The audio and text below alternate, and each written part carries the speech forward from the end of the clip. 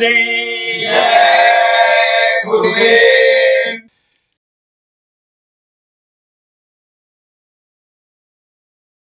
जय गुरुदेव।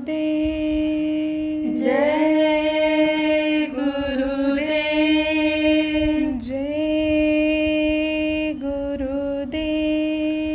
जय गुरुदेव। गुरु दरिया में नहाना, मन कहीं और न जाना।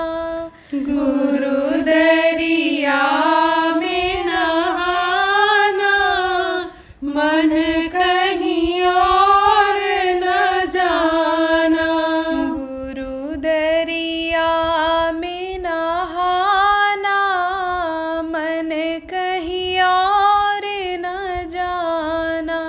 गुरु दरिया में नहाना, मन कहीं और न जाना।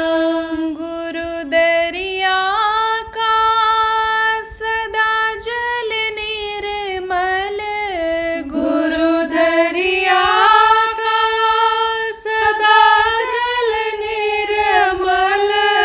बैठत उपजत ज्ञाना, मन कहीं और न जाना। बैठत उपजत ज्ञाना, मन कहीं और न जाना। गुरु चरणों में कोटिन तीरथ। गुरु चरणों में कोटिन तीरथ। गावत वेद पुराणा, मन कहीं और न जाना। गावत वेद पुराणा,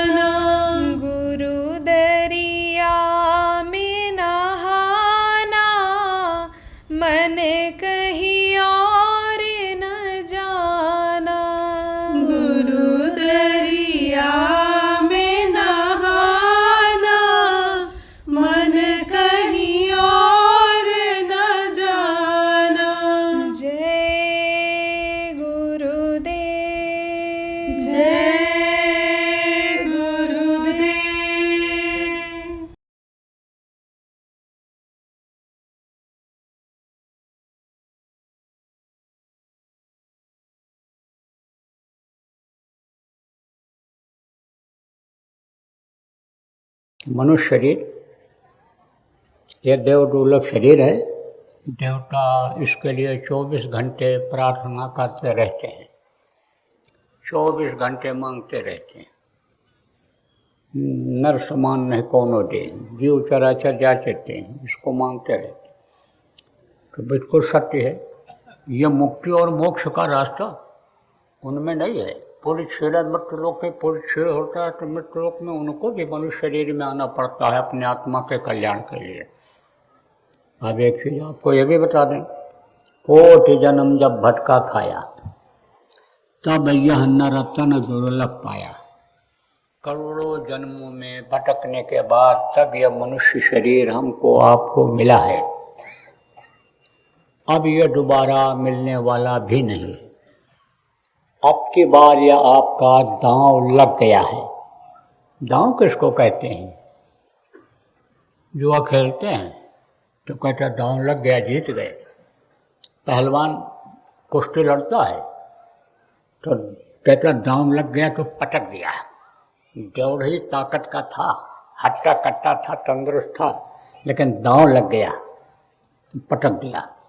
दांव तो ऐसा होता है कि ऐसे हमारे सामने की बात है, ऐसे उठा लिया कमज़ोर पहलवान को, तगड़ा पहलवान था, तंदुरुस्त, उठा लिया एकदम, पटकने जा रहा था, लेकिन वो ऐसे बिल्कुल लिपट गया, ऐसे गले में ऐसे चिपका लिया उसको, और यहीं घुटने के पास ऐसे ये पैर की दोनों उंगलियों के बीच की जो जगह है अंगूठे की और वो लंबी वाली, उसी से ऐसे दबाया नस को, बस कि एकदम गिर गया, चित हो गया। उठाया कि तुरंत चित्त देखा लोगों ने, उठाते तो देखा और ये दिमाग में आया लोगों की अभी पटकेगा इसको और इसके सीने पर चढ़ बैठेगा, लेकिन उल्टा हो गया। वो जो कमजोर था वो चढ़ करके सीने पर बैठ गया, वाह वाह वाह वाह वाह होने लगा। तो क्या लग गया? दांव लग गया। हार रहे थे, बराबरी में मैच छूट रहा था और 2 मिनट के समय में पेनाल्टी कॉर्नर होता है। जो लोग आप खेल जानते हो, देखते हो, तो पेनाल्टी कॉर्नर में मार दिया गोल, जीत गए, बोला दांव लग गया। ऐसे ही दांव लग गया। आप ये समझो पग में अटके हुआ है, दांव लग गया और रास्ते में बिल्कुल खड़े हो आप। जैसे बॉर्डर होता है, सीमा होती है, तो इधर दूसरे देश का होता है, दूसरे उधर का है। जैसे गांव की सीमा हो, जिले की सीमा हो, तो एक ऐसी लाइन रहती है। इधर रहोगे तो अपने देश में रहोगे, उधर चले जाओगे दूसरे देश में, इधर रहोगे तो अपने खेत में रहोगे, और एक पैर उठा करके उधर रख दो तो दूसरे के खेत, दूसरे की ज़मीन में चले जाओगे। ऐसे ही पग में अटके हो, पग में हो, बिल्कुल एक पग रखना है। और अब की पासा ना पड़ा तो फिर 84 जाए, लख 84 भरम कर, और पग में अटके हो आए, अब की पासा ना पड़ा तो फिर 84 जाए। अब की बार अगर नहीं सोते, अब की बार अगर मनुष्य शरीर के बारे में नहीं समझ पाए, अब की बार आत्मा परमात्मा के बारे में अगर नहीं समझ पाए, तो फिर 84 का चक्कर काटना पड़ जाएगा। कीड़ा मकोड़ा, सांप गोजर बिच्छू के शरीर में, पशु पक्षियों के शरीर में जाना पड़ेगा। डाल दिए जाओगे पानी में ही पूरी जिंदगी बीत जाएगी। आसमान में उड़ते उड़ते ही पक्षी बन जाओगे, तब पूरी जिंदगी खत्म हो जाएगी। सांप बन करके घूमते रहोगे, बिच्छू बन करके घूमते रहोगे, जान बचाते रहोगे, छोटे छोटे जानवर बना दिए जाओगे, शेर चीता भालू से छिप करके जंगलों में रहोगे। कभी खाने को मिलेगा, कभी नहीं मिलेगा, पक्षी बन जाओगे। जब राजस्थान के पक्षी को गारंटी रहती है कि पानी मिल ही जाएगा, अपने को पानी नहीं मिलता है आदमी को, उनको क्या पानी पिला पाएगा? बेचारे किसी तरह से जीते हैं। कुत्तों को देखो, पानी जब नहीं मिलता है तो ऐसा जीभ निकालते हैं, ऐसा ऐसा फिर मुँह में लेते हैं, हवा की नमी से पानी लेते हैं, किसी तरह जिंदा रहते हैं। तो इन योनियों में जाना पड़ता है। तो आप समझ लो कि देव दुर्लभ शरीर है, दोबारा फिर मिलने वाला नहीं है, और बड़े मुश्किल से यह तैयार होता है। देखो और योनियों में जो बच्चे होते हैं वो जल्दी तैयार हो जाते हैं, 2 महीना 3 महीना में तैयार हो जाते हैं। कुछ ऐसे भी देखो हैं कि तुरंत पैदा हुए, उन्हीं से पैदा हो जाते हैं। जैसे देखो कीड़े हैं बरसात में, पतंगे उड़ते हैं, तो देखो 1 से 2 4 आए और उसके बाद पूरा आ जाते हैं। वो पैदा होते हैं और फिर मर जाते हैं।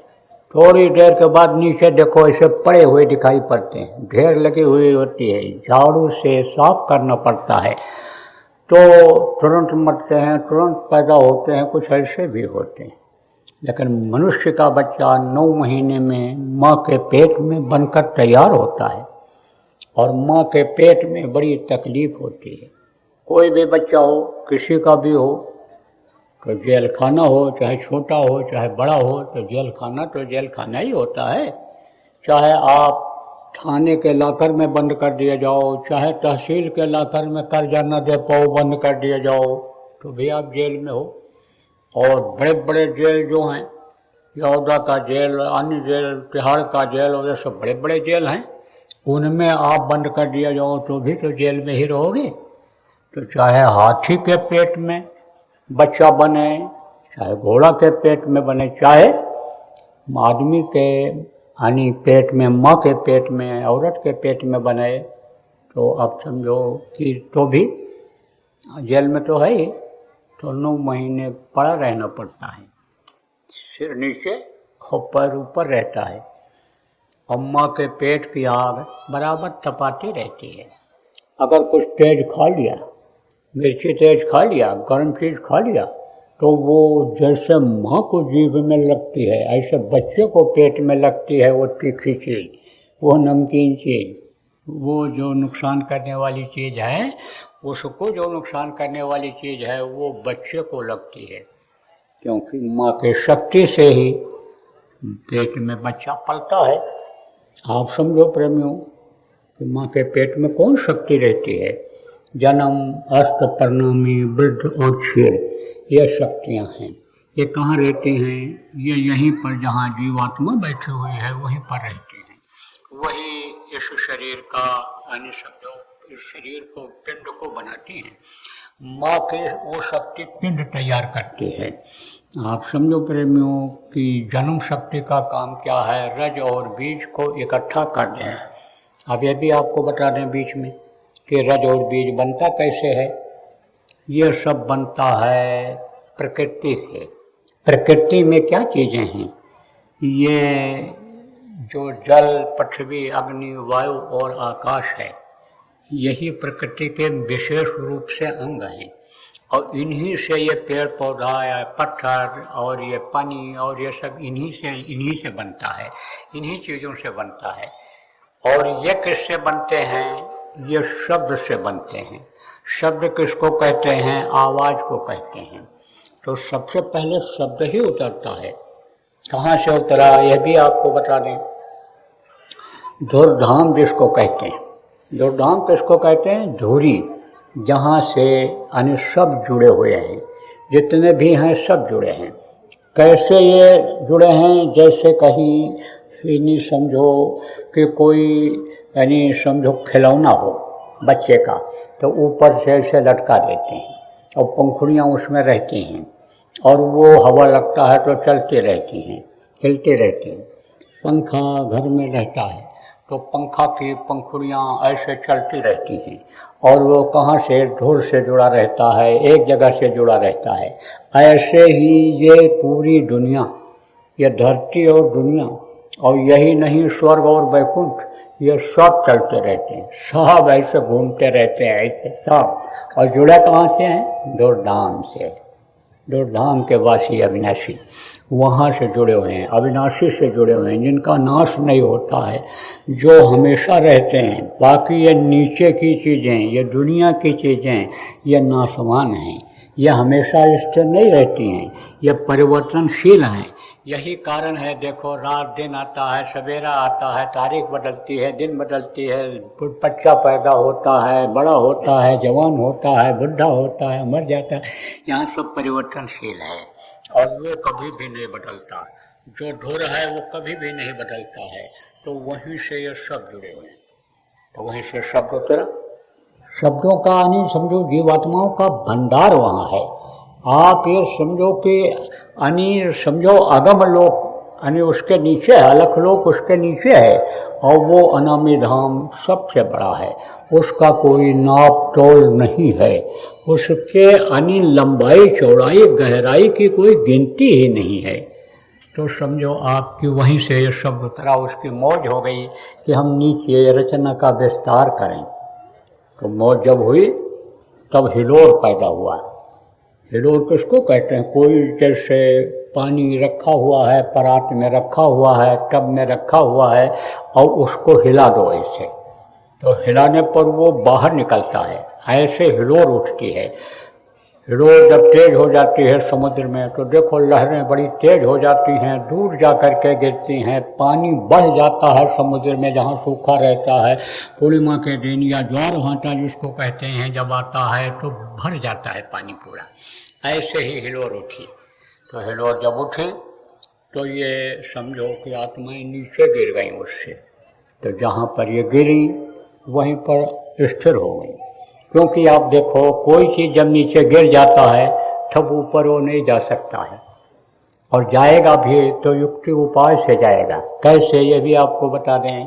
जैसे बूंदें नीचे गिर जाती हैं, और बूंदें जब गिर जाती हैं पहाड़ों पर तो वो पत्थर हो जाती हैं, बर्फ़ बन जाता है। अब बर्फ़ उड़कर नहीं जा सकता, लेकिन बर्फ़ को आप गर्म करोगे तो पानी बनेगा, पानी को और ज़्यादा गर्म करोगे तो फिर वो भाप बनेगा, वाष्प जिसको कहते हैं, और उड़ करके जब ऊपर जाएगा तो ऊपर में क्या होता है? ठंडी होती है। जैसे इस ज़मीन पर भी देखो जहाँ ऊंचाई है, पहाड़ हैं, वहाँ ठंडी ज़्यादा होती है, तो ऊपर तो ठंडा ही है। तो जब ऊपर जाती है ये वाष्प तब वहाँ से फिर बूंदें बन करके नीचे गिरती हैं। तो जो चीज़ गिर जाती है वो युक्ति से ही जाती है। तो उसी वहाँ से क्या उतरा था? शब्द ही हुई थी, एक तेज आवाज़ हुई थी, तेज आवाज़ के साथ ये जीवात्माएँ उतरी थी।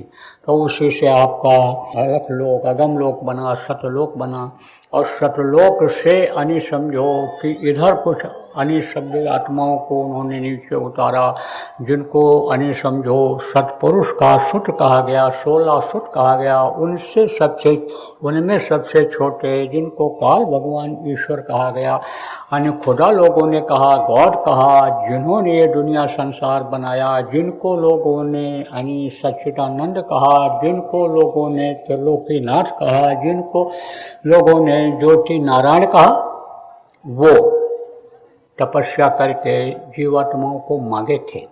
बहुत तपस्या किया था उन्होंने, पिता ने खुश होकर के दे दिया। इन्होंने राज्य मांगा उनके जैसा, तो उन्होंने दे दिया था। तो उसी से इन्होंने आज्ञा के संपर्क से ब्रह्मा विष्णु महेश को बनाया, और इन लोगों ने फिर 33 करोड़ दुर्गा, 10 करोड़ शंभु बनाए, और ये अंडज पिंडज युक्मज स्थावर और ये चीज़ें बनाई इन्होंने इन लोगों ने बनाया। किससे बनाया? शब्द से बनाया, आवाज़ से ही बनाया। आवाज़ ही सुनाई पड़ी थी। ये वेदवाणी जो आप कहते हो, वेद आवाज़ ही सुनाई पड़ी थी। जो आवाज़ सुनाई पड़ी ब्रह्मा को, यानी समझो ब्रह्म की आवाज़ उनको ब्रह्मलोक से सुनाई पड़ी। ब्रह्म ने क्यों यानी समझो कि ये आवाज़ सुनाई? क्योंकि जिन्होंने ये दुनिया बनाया वो यानी समझो मालूम नहीं उनको था कि किस तरह का विधान बनाया जाएगा इनको चलाने का। सुबह आपको बताया था कि आत्माएं सब पहले चली जाती थीं सतयुग में, अपने घर मालिक के पास पहुंच जाती थीं, सतयुग योगी सब विज्ञानी। लेकिन जब अनि पाप पुण्य का ये बंधन हो गया और फंस गए तो नरकों में जाना पड़ गया। तो समझो कि अनि आवाज़ जब लगी तब उसने भेजा। तो ये इनको अनि ज्ञान इतना नहीं था कि ये पाप पुण्य का विधान बना दिया जाए। तब इन्होंने अपने ऊपर के स्थान से, ऊपर के मालिक से, ब्रह्म से प्रार्थना किया कि आप हमारा संविधान बना दीजिए हमारे देश का। जैसे दूसरों की मदद कोई ले ले, इस देश का संविधान न बना पावे, न कुछ समझ पावे, दूसरे से मदद ले ले यहाँ इस धरती पर। इसी तरह से ऊपर का भी संविधान के बारे में उन्होंने उनसे कहा। तब उन्होंने आवाज़ सुनाई। किसको सुनाई? ब्रह्मा को सुनाई पड़ा।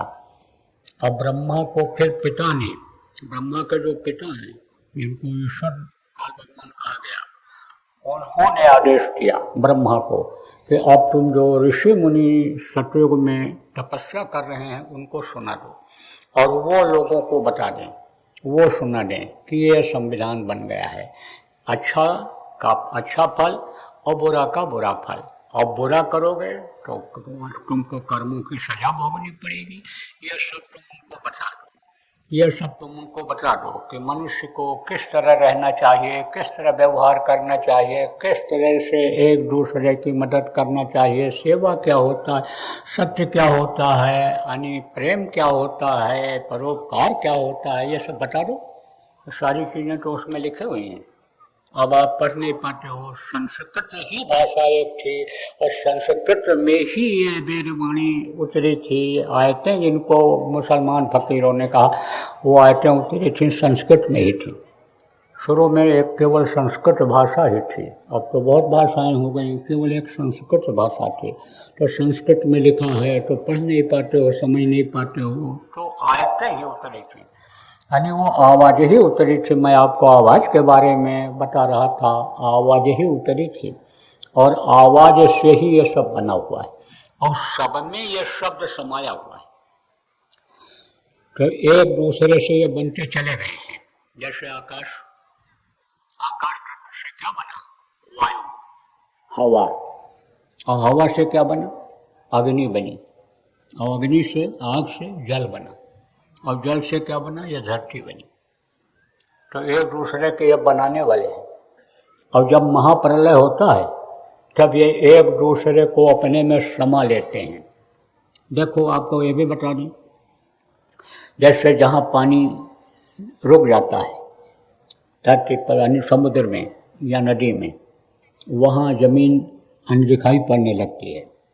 और जब वही नदी का पानी बढ़ता है तेजी से, तो उसी जमीन को अपने में मिला लेता है। वही यानी समुद्र का बालू ऐसे ला करके किनारे ऐसा ढेर लगा देता है तो पहाड़ी जैसा हो जाता है, और ज्वार भाटा आया तो वही पानी उसको बहा ले जाता है। इसी तरह से जब महाप्रलय होता है तो ये एक दूसरे को यानी ये खींच लेते हैं। सबसे पहले तत्व खत्म होता है, पृथ्वी तत्व खत्म होता है, और पृथ्वी को अगर जल में मिलना होगा तो तत्व खत्म होंगे। तो इनमें जो नीचे जानवर हैं, पृथ्वी के कीड़े मकोड़े हैं, सब मर जाएंगे तत्व खत्म होते ही। उनको भी पृथ्वी तत्व की जरूरत पड़ती है। केवल एक तत्व ही अगर उनको मिलता रहे तो भी वो जिंदा रह जाएंगे। पृथ्वी का यानी अंदर का मिट्टी ही खा करके जिंदा रह जाते हैं वो।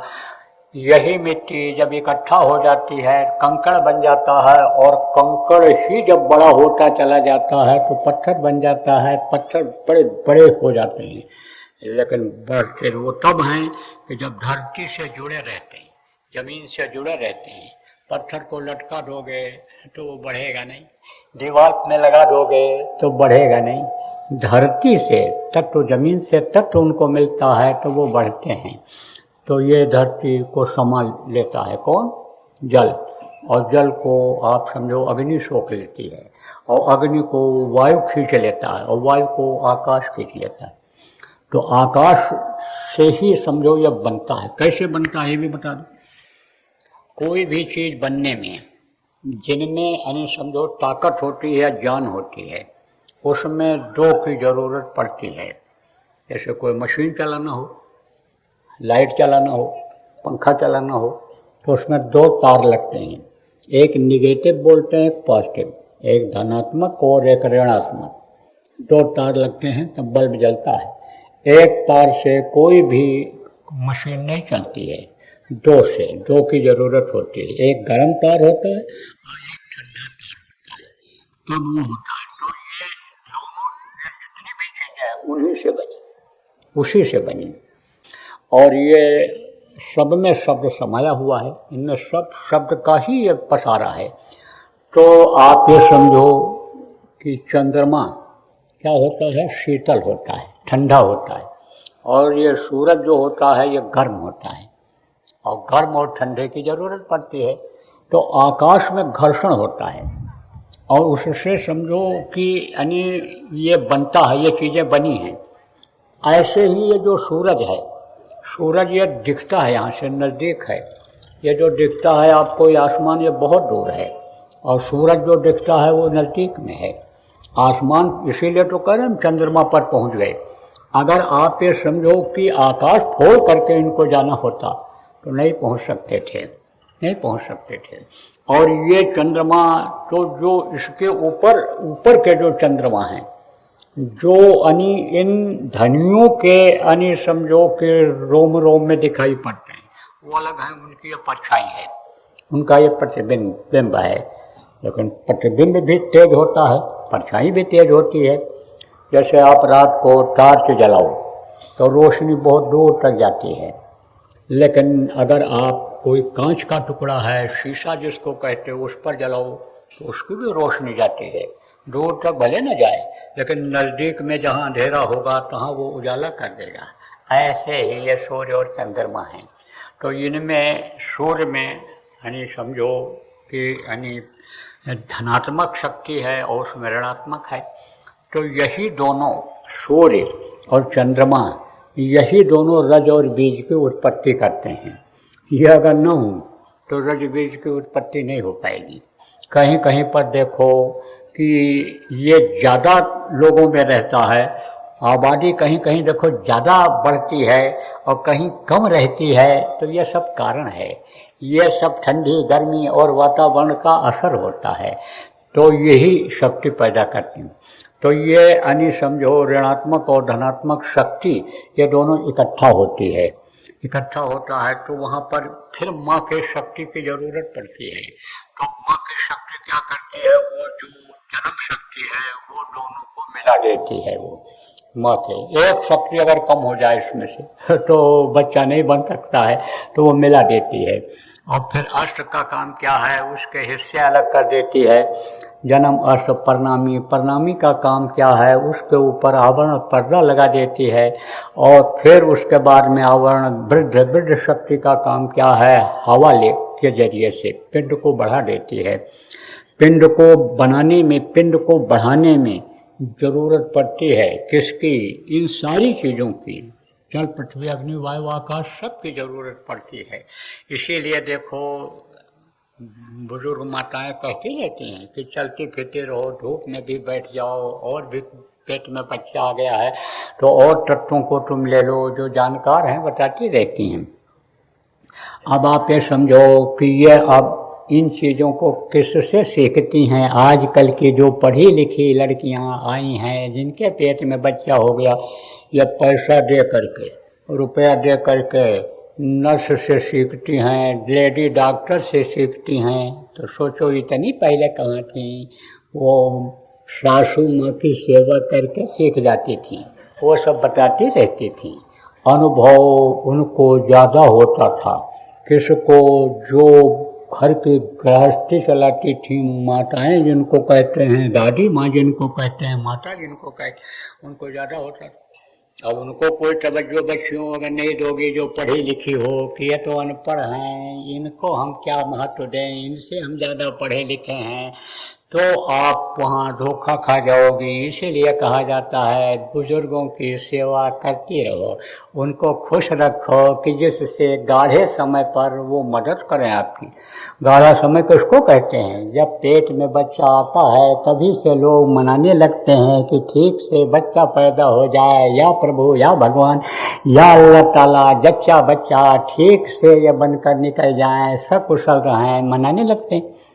तो वो गाढ़ा समय होता है। कोई डॉक्टर लड़की दूसरे के पेट में से बच्चा ऑपरेशन करके निकाल सकती है, लेकिन उसका बच्चा जब पैदा होने को होगा तो पैदा कर पाएगी अपना पेट का ऑपरेशन करके। लेकिन सासू माँ अगर खुश रहेगी तो हाथ फेर करके ऐसे आराम से निकाल देगी।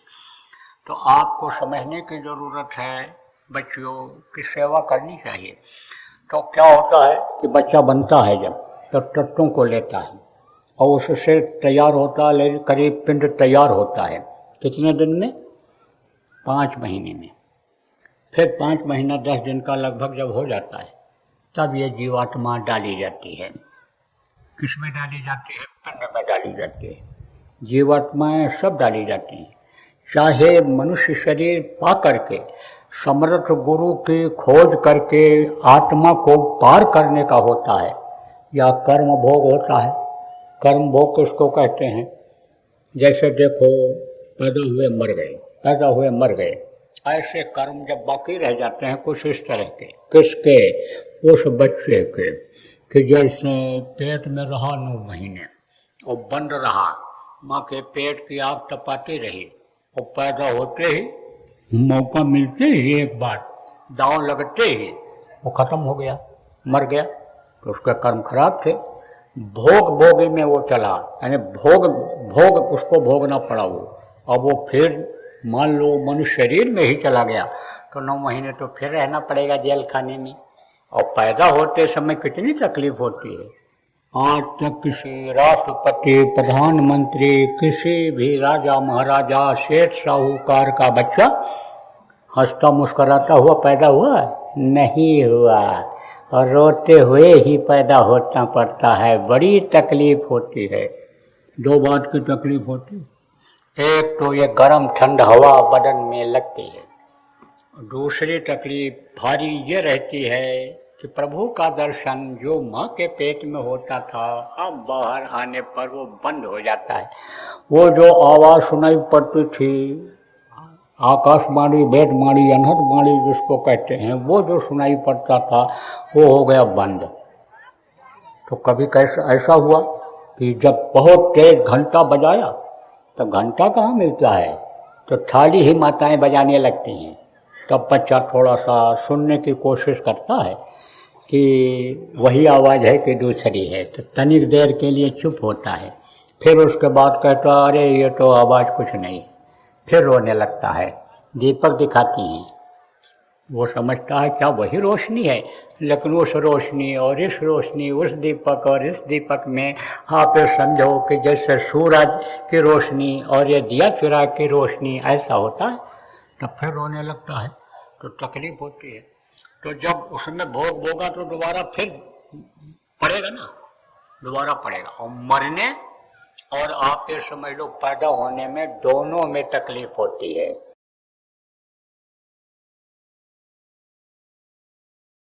हमको अभी खबर मिली है कि हम लोग प्रचार करेंगे शाकाहारी का, टोली निकालेंगे, यात्रा निकालेंगे, हम धर्म यात्रा निकालेंगे जीवों के कल्याण का। तो हमको बहुत अच्छा लगा, तो आप निकालो। देखो पूर्णिमा आती है तो पूर्णिमा को कोई न कोई यानी काम बताया जाता है प्रेमियों को, नए लोग हो समझो आप। तो अभी बताया गया था कि शाकाहारी का प्रचार जोर शोर से करो, तो आप उसको कर रहे हो, योजना बनाए हो, और आप ये सोच रहे हो कि हम मध्य प्रदेश की राजधानी में उसका समापन करेंगे पूर्णिमा को, और जिसमें आपने हमको भी निमंत्रण दिया है, तो मैं आपका निमंत्रण स्वीकार करता हूँ। और गुरु महाराज की दया मौज रही, स्वास्थ्य सही रहा, तो मैं भी आपके शाकाहारी नशा मुक्त इस अभियान में यानी समापन समारोह में मैं भी उपस्थित हो जाऊंगा। ऐसे ही सब लोगों को योजना बना लेनी चाहिए। तो योजना आप लोग बनाइए और शाकाहार का और नशे मुक्त का प्रचार करिए। जय गुरुदेव।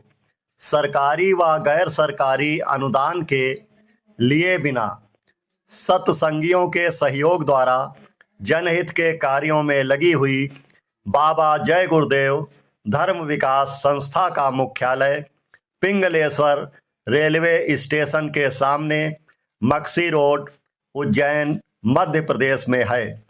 यहाँ पर सत्संग व नामदान का कार्यक्रम होता रहता है।